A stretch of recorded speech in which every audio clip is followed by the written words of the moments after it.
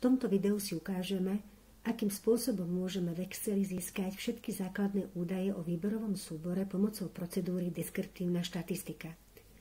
Pri kvantitatívnej analýze údajov je vhodné takmer vždy začať s deskriptívnou štatistikou údajov, pretože nám umožní získať ucelený prehľad o základných parametroch výberového súboru, ale aj o distribúcii hodnôt sledovaného znaku.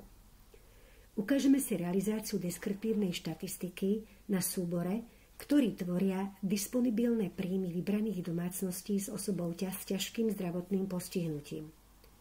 Zrealizujeme ju postupnosťou krokov: údaje, data analysis a z ponuky štatistických procedúr si vyberieme deskriptívnu štatistiku.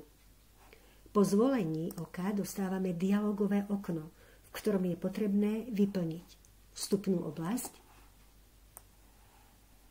Sú to údaje, ktoré máme o vybraných domácnostiach. Nachádzajú sa v stĺpci, to znamená, necháme špecifikáciu columns.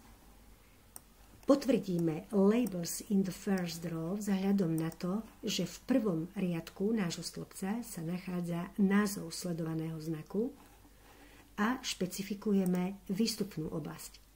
Stačí zvoliť jednu bunku. Summary Statistics nám umožní získať všetky popisné štatistiky nášho výberového súboru. Po zvolení oka dostávame tabuľku, v ktorej sa nachádzajú údaje o našom výberovom súbore. Urobme interpretáciu vybraných parametrov. V prvom riadku sa nachádza priemerný disponibilný príjem vybraných domácností. Medián nám dáva informáciu o tom, že polovica rodín z výberového súboru má disponibilný príjem maximálne 1100 eur. Najčastejšie sa vyskytujúci disponibilný príjem vo vybraných domácnostiach je 1200 eur.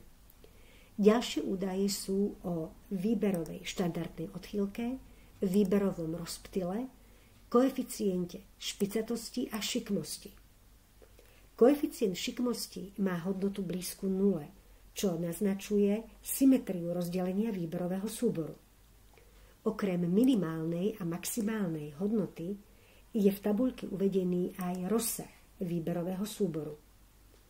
Uvedené hodnoty parametrov výberového súboru indikujú hypotézu, že disponibilný príjem domácností s osobou s ťažkým zdravotným postihnutím má normálne rozdelenie. Túto indíciu je však potrebné overiť Jarberovým testom normality, ktorý si ukážeme v ďalšom videu.